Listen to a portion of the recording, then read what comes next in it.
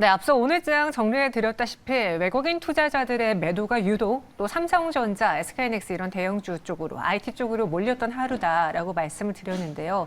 사실 많은 분들이 투자하시면서 포트폴리오 안에 반도체주가 없는 분들이 거의 전무하다시피 많은 분들이 들고 가실 텐데 왜 이 반도체 IT가 살아나지 못하고 있는 건지, 우리 시장은 또 어떤 매력도가 없는 상황인 건지 좀 파헤쳐 보도록 하겠습니다. 현대자증권 노근창 리서치센터장 나오셨습니다. 어서 오세요. 안녕하세요. 네, 안녕하십니까. 제가 또 센터장님 오랜만에 뵈었는데 뵙자마자 불멘 소리를 했어요. 그렇죠? 뭐 시장이 어쩔 수 너무 없네요. 힘들다고 그랬는데 이 반도체 대장주뿐만 아니라 사실 전체적인 우리 시장이 부진했지만 유독 삼성전자가 많이 내려왔기 때문에 이 반도체주들이 왜 올해 좀 부진했는지에 대한 팩트를 한번 체크해 볼까요?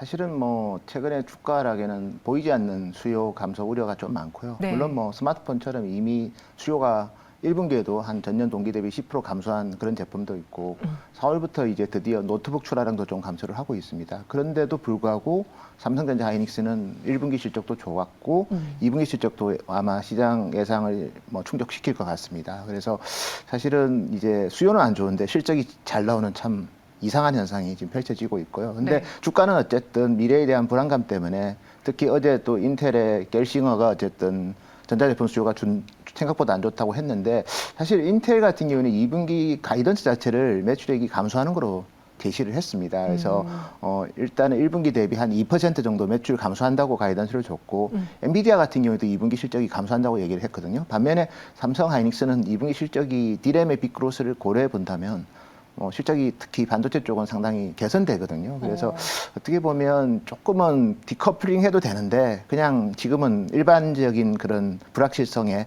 그냥 같이 엮여서 조정받고 있지 않나 그렇게 보고 있습니다. 네.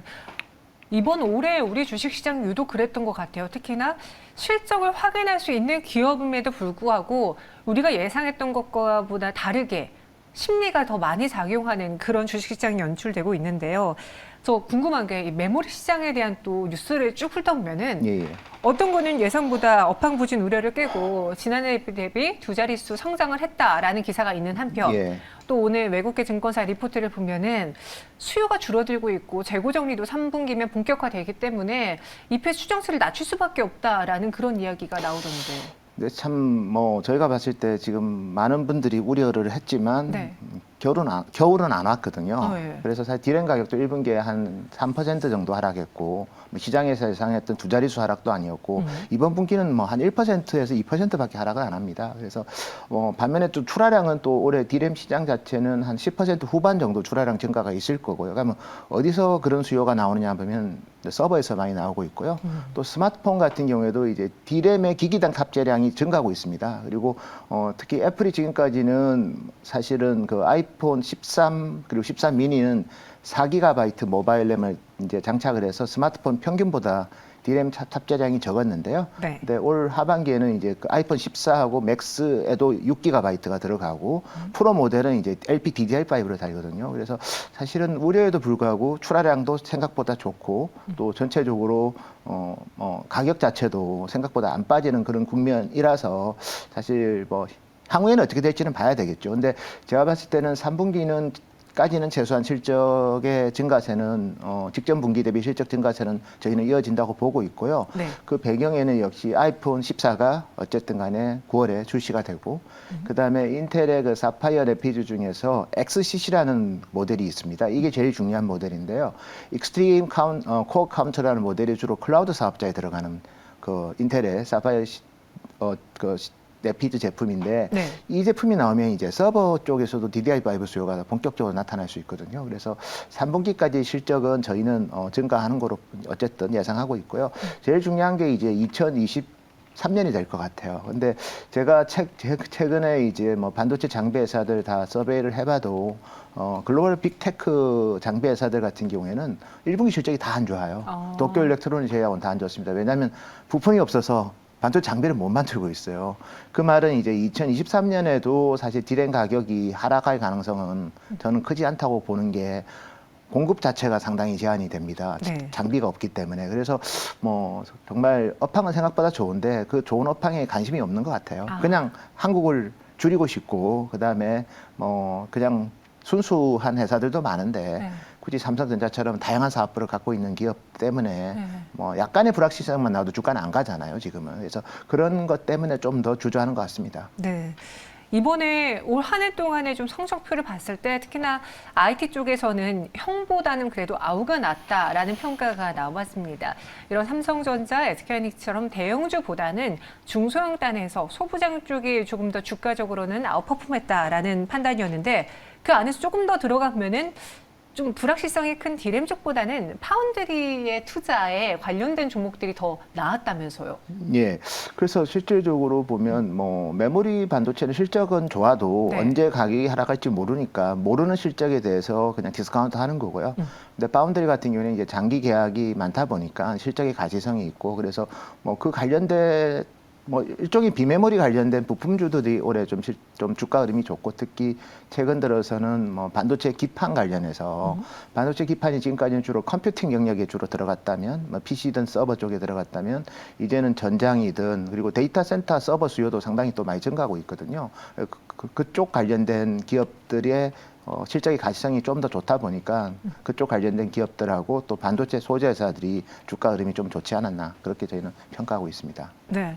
그리고 IT 쪽에서 사실 저 이번에 좀 놀랐던 게 실적적인 면에서 그리고 주가 측면에서 잘 버텨줬던 게 기판이었거든요. 예. 근데 이게 또 해외 뉴스가 나오면서 국내 기업들이 갑자기 매를 좀 맞았어요. 예. 대표적으로 뭐 심텍의 경우에는 실적도 괜찮다. 그리고 예. 뭐 그 외에 이수페타시스도 있고 또 많은 기판주들이 좋은 주가 흐름을 보여주는 와중에 왜 주가가 좀 밀렸는지 예. 이 하반기에도 기대를 걸어봐도 괜찮을까요? 그거 뭐 아마 외국계 증권사 보고서 때문에 그런 것 네, 같은데요. 맞아요. 뭐 제가 봤을 때는 그냥 투자를 많이 하고 있잖아요. 프리츠 BJ 투자를 많이 하니까 이게 공급가행 오는 거 아니냐는 일각의 우려가 있는데 저희가 봤을 때는 그럴 거라고 저희는 보지 않습니다. 그러니까요. 제 대표 기업이 일본의 이비덴인데 이비덴 같은 경우에는 어쨌든 특히 프리츠 BJ 시장을 지배하고 있는 기업입니다. 근데 어쨌든 2019년 대비 2025년 수요가 2.3배 증가할 거로 이제 최근에 시장에다 소통을 했고요.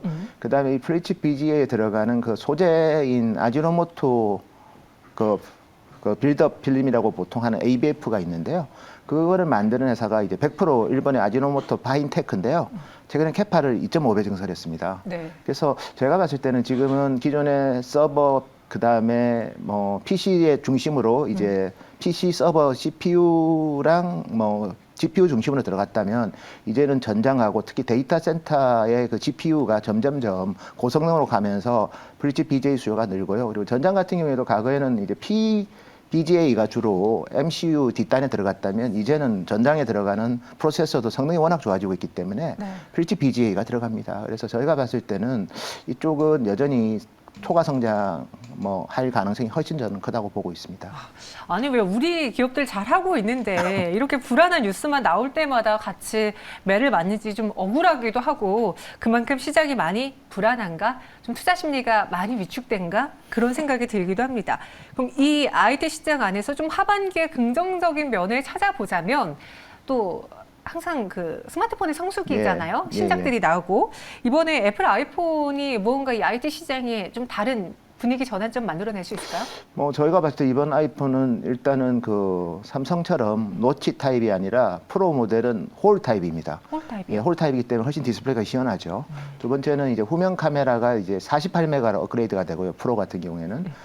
그리고 DDR5가 탑재가 되기 때문에 어쨌든 간에 아이폰 14 프로는 저는 좀 좋은 성과가 있을 것 같아요. 왜냐하면 요즘 대부분 해외여행 많이 가려고 하지 않습니까? 네. 그래서 리오프닝 할 때 48메가 후면 카메라로 고해상도 동영상을 찍고 싶은 욕망도 많을 거기 때문에 아이폰 14에 대해서는 저는 어느 정도는 특히 프로 모델은 생각보다 판매량은 좋을 것 같습니다. 그래서 그 부분이 있고 두 번째 이제 삼성이 어쨌든 8월 정도에 이제 갤럭시 폴드 4와 그다음에 어쨌든 G 폴드 4와 G 플립 4를 출시를 할 건데 전작보다는 좀 많이 좋아졌겠죠. 그리고 특히 전작 같은 경우에는 S 펜은 지원하지만 그걸 이제 어떻게 보면 따로 들고 다녀야 되거든요. 근데 이번에는 아마 그게 이제 내장되는 예, 쉽게 이제 어쨌든 안에 탑재될 수 있는 그런 형태로 아마 디자인되지 않았을까 그래 보고 있고요. 그래서 제가 봤을 때는 2분기 스마트폰 수요가 너무 안 좋거든요. 지난달에 글로벌하게 1억 대밖에 수요가 없었고요.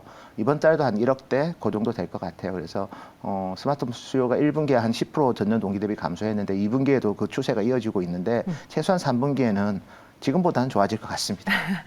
네, 제가 되게 사진 장인이라고 불리거든요. 제가 아이폰으로 사진을 찍어주면 다들 마음에 들어하면서 그렇습니까? 네, 제 사진의 퀄리티를 보고 예. 아이폰 13으로 바꾸겠다 하시는 예. 분들이 많으셨는데 약간 예. 그 사진에 대한 예. 애착이 있으신 분들은 다들 고화질, 조금 더 예. 선명한 핸드폰을 위해서 계속 바꾸시는 것 같습니다. 예. 여기 더불어서 제가 이 질문을 드려도 될지 모르겠지만 이제는 좀 반도체 인기가 사그라들고 있을 때 예. 새로운 성장 동력으로 로봇, 자율주행 약간 좀 예. 테마성으로 더 많이 움직이긴 해요. 예. 이 방향이 틀리다는 것보다는 더 많이 투자 심리가 그렇죠. 쏠리는 것 같긴 한데 예. 이쪽에 대해서 주도주 이야기를 해봐도 될까요?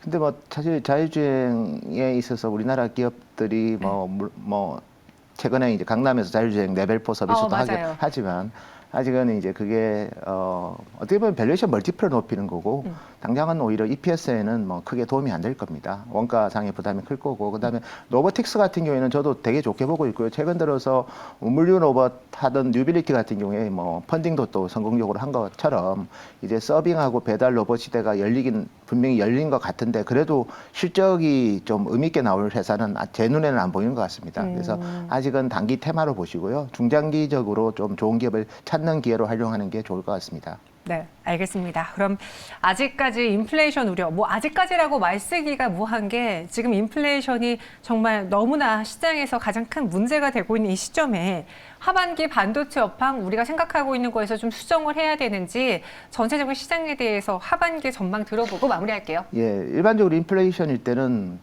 공교롭게도 저가 제품이 안 팔립니다. 돈이 없기 때문에. 근데 돈 있는 분들은 오히려 뭐 크게 개의치 않고요. 사실 전자제품이라는 게 해외여행 비용보다 적어요, 사실은.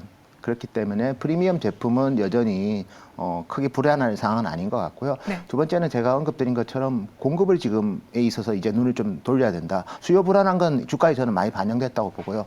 근데 공급도 생각보다 못하는 상황으로 지금 반도체 장비 리드 타임이 길어지고 있기 때문에 네. 올해는 뭐 디램 랜드 모두 뭐 아주 19% 한 30% 후반 정도 빅그로스가 있겠지만 2023년에 디램의 빅그로스는 아마 시장의 예상을 좀 많이 하야할 것 같아요. 그 말은 디램 가격이 2023년에 생각보다 저는 오를 수도 있다고 봅니다. 그래서 그 부분을 감안해 본다면 주가는 계속 내리고 있지만 네. 정말 다운사이드 리스크는 그렇게 크지는 않은 것 같습니다. 지금 우리가 수요에 대한 그 불안감 때문에 주가에 많이 약재가 반영이 됐는데 공급도 봐야 된다. 예. 공급 부분에서도 우리가 생각했던 것보다 줄어들고 있는 추세가 보인다면은 우리가 걱정했던 수요 위축과는 좀 다르게 시장에서 이 실적을 좀 그리고 이 상황을 반영할 수 있을 것이다라고 이야기해 주셨습니다. 워낙 분석이 잘 안 통하는 시장이긴 한데 그래도 여러분 한번 잘 버텨보시기 바라겠고요. 이 하반기 전망 센터장님과 함께 살펴봤습니다. 오늘 말씀 고맙습니다. 네, 감사합니다.